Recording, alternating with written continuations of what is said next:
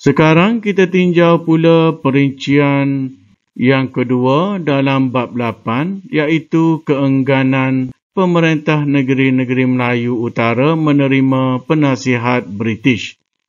Ini adalah pasca ataupun selepas Perjanjian Bangkok. A. Penasihat British di Perlis. 15 Julai 1909, pasca Perjanjian Bangkok ini British melantik Meadow Ross sebagai penasihat British di Perlis. Perlis dan British tidak terikat dengan sebarang perjanjian. 28 April 1930, Perjanjian British Perlis ditandatangani menjadikan Perlis negeri terakhir yang secara rasmi menerima naungan British.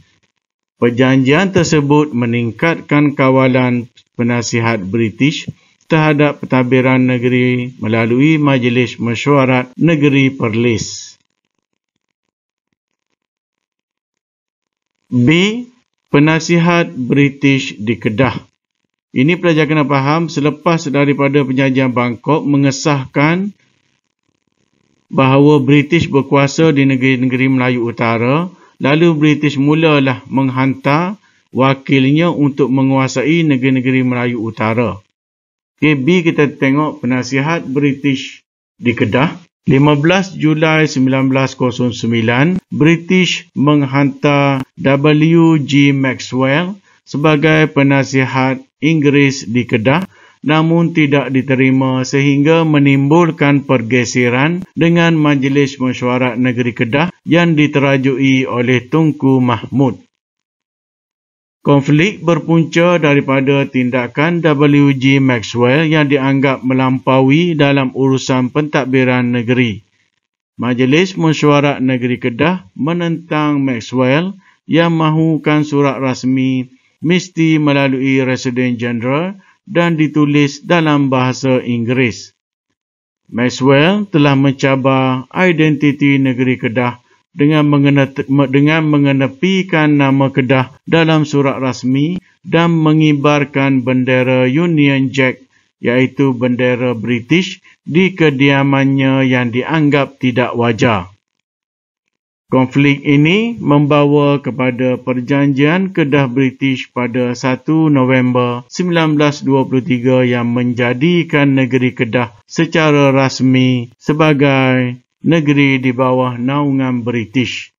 Kalau pelajar perhatikan di sini, Maxwell ini sengaja mencari pasal dan membuat hal supaya British mengenakan tekanan agar pemerintah Kedah tunduk kepada kuasa British. C. Kita tinjau penasihat British di Kelantan.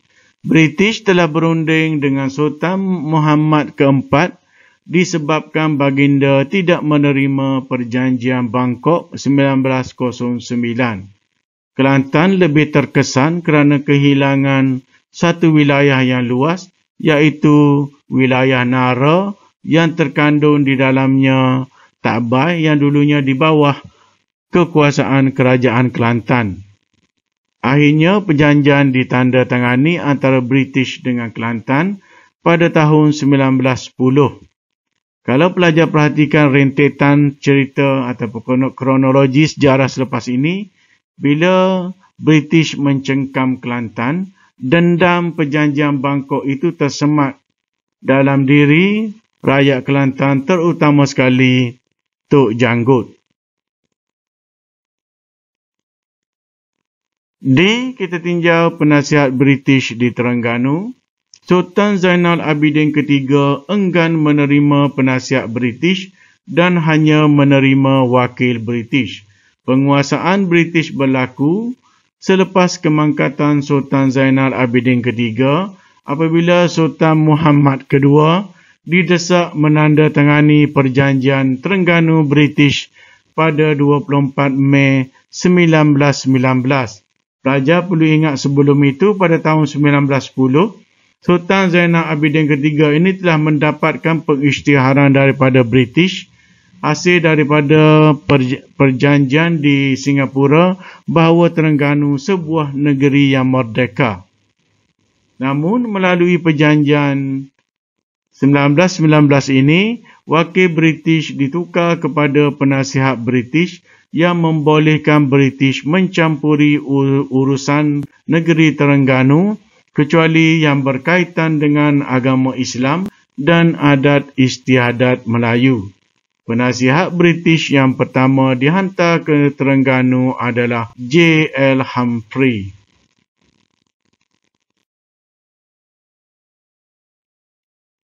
Perincian yang ketiga dalam bab 8 iaitu usaha kerajaan negeri Melayu Utara melindungi hak negeri dengan mewujudkan undang-undang tubuh kerajaan negeri. Negeri-negeri Melayu ini juga terangkum Kerajaan Johor. A. Undang-undang tubuh Kerajaan Johor 15 April 1895, Sultan Abu Bakar memasyurkan perlembagaan negeri yang dikenal sebagai Undang-Undang Tubuh Kerajaan Negeri Johor.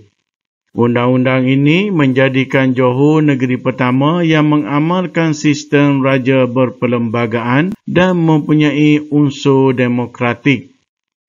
Pertama, kita lihat apa yang digariskan oleh Undang-Undang Tubuh Kerajaan Johor. Pertama, menyediakan asas yang kukuh bagi mengimbangi kuasa British dan mempertahankan identiti negeri Johor. Kedua, perlembagaan digubal untuk membentuk kerajaan yang berteraskan demokrasi bagi menggantikan pemerintahan yang bercorak mutlak. Langkah ini memberi kesan kepada rancangan British untuk menguasai Johor, iaitu kesannya melambatkan penguasaan British ke atas Johor. Kedua, kandungan Undang-Undang Tubuh Kerajaan Johor mengandungi 64 fasal, iaitu antara yang terkenal adalah Sultan tidak boleh menyerahkan negeri kepada kuasa asing. Menteri-menteri dan jemaah pemangku kerajaan tidak boleh menyerahkan negeri kepada kerajaan asing. Jemaah menteri mestilah berbangsa Melayu, rakyat Johor dan beragama Islam. Ahli Majlis Mesyuarat Kerajaan juga mestilah terdiri daripada kerakyatan ataupun kelahiran negeri Johor. Agama Islam menjadi agama Islam ataupun menjadi agama rasmi bagi negeri Johor selama-lamanya. Raja dan kerajaan Johor mengekalkan hubungan baik dengan kerajaan lain, terutamanya kerajaan British. B. Undang-Undang Tubuh Kerajaan Terengganu 2 November 1911, Sultan Zainal Abidin III menggubal Undang-Undang Tubuh Kerajaan Negeri Terengganu dan merupakan undang-undang bertulis yang pertama di negeri Terengganu. Dikenal sebagai Undang-Undang Bagi Diri Kerajaan Negeri Terengganu atau Itqan Al-Muluk bi Ta'dil Al-Suluk. Pertama kita tengok perinciannya. Kandungan Undang-Undang Bagi Diri Kerajaan Negeri Terengganu mengandungi 53 fasal. Antaranya adalah pengisytiharan bahawa Kerajaan Terengganu adalah sebuah kerajaan Islam. Islam menjadi asas perundangan negeri. Sultan Terengganu tidak boleh menyerahkan kerajaan kepada sebarang kuasa asing. Sultan yang menyerahkan negeri kepada kuasa asing hendaklah turun dari takhta. Menteri besar mestilah rakyat Terengganu dan beragama Islam. Ahli Majlis Mesyuarat boleh terdiri daripada orang bukan Islam, tetapi mesti rakyat yang lahir di Terengganu. Kedua, kita tengok kepentingan Undang-Undang Bagi Diri Kerajaan Terengganu. Langkah bagi memantapkan pentadbiran dan memelihara kedaulatan negeri. Kedua, kepentingannya diadakan undang-undang ini adalah usaha mengukuhkan perpaduan dalam kalangan kerabat diraja, pembesar dan juga rakyat jelata. Undang-undang ini juga menjadi benteng untuk menghalang campur tangan British terhadap pemerintahan Terengganu.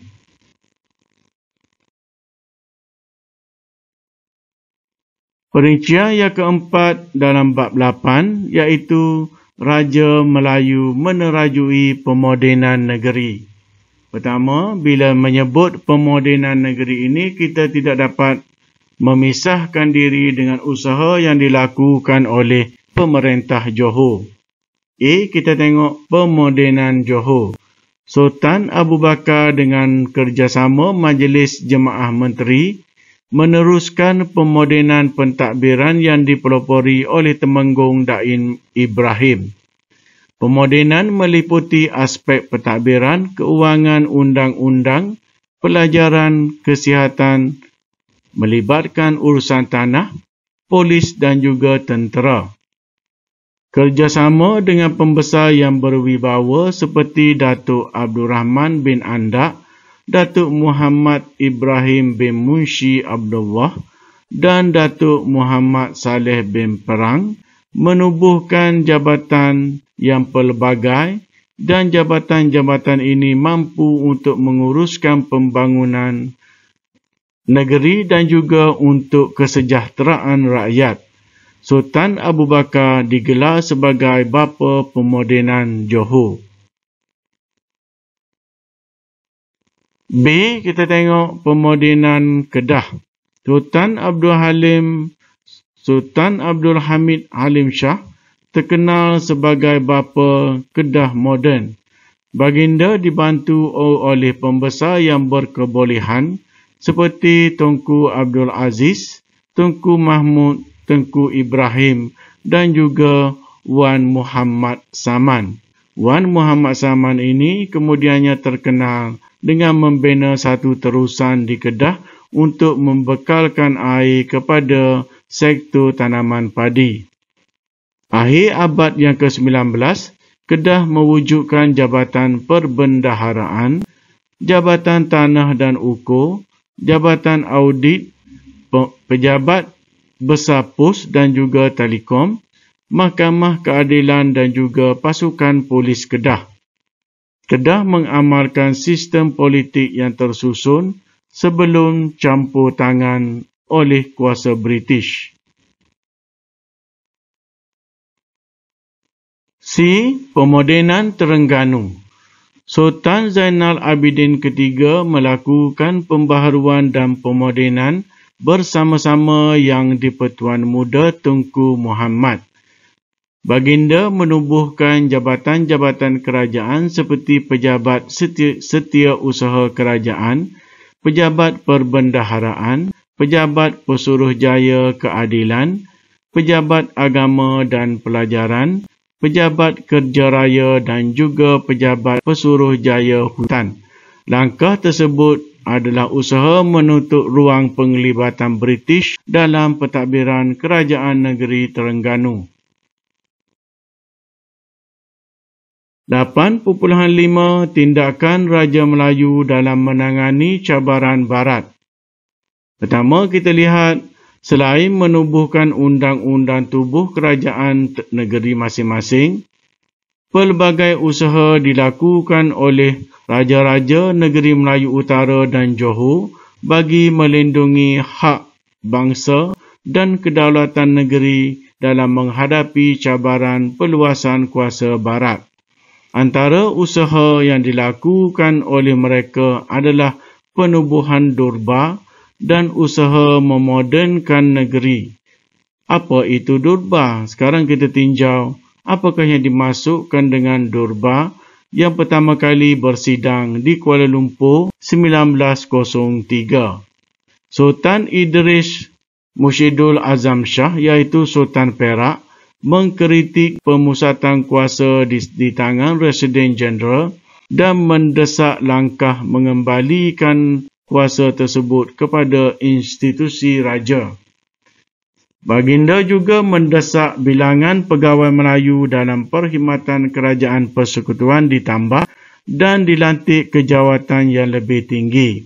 Tuanku Muhammad Ibni Yam Tuan Antah iaitu Yang di-Pertuan Besar Negeri Sembilan menuntut bahasa Melayu digunakan sebagai bahasa rasmi persekutuan. B.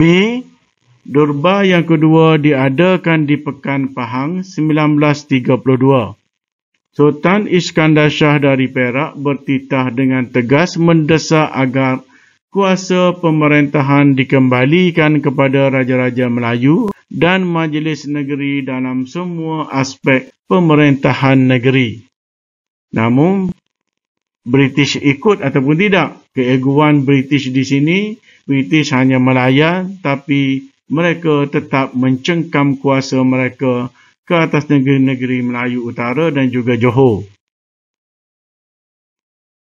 C. Durba yang ketiga diadakan di Kelang, Selangor 1937. Tuanku Abdul Rahman iaitu Yang di-Pertuan Besar Negeri Sembilan menggesa British memberikan peluang perkhidmatan kepada buruh dari rumpun alam Melayu, khususnya orang Jawa, menggantikan buruh Cina dan India di negeri-negeri Melayu. Sultan Abu Bakar Riyatuddin Al-Muazzam Shah dari Pahang mendesak British memberikan perhatian kepada masalah orang Melayu yang tidak mempunyai pekerjaan dan juga tanah.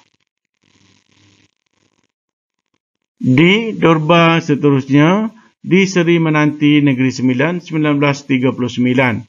Sultan Hishamuddin Alam Shah dari Selangor mencadangkan penubuhan Malay Girls College yang sama tarafnya dengan Malay College Kuala Kangsar untuk meningkatkan pendidikan terutama sekali kepada kaum wanita orang-orang Melayu.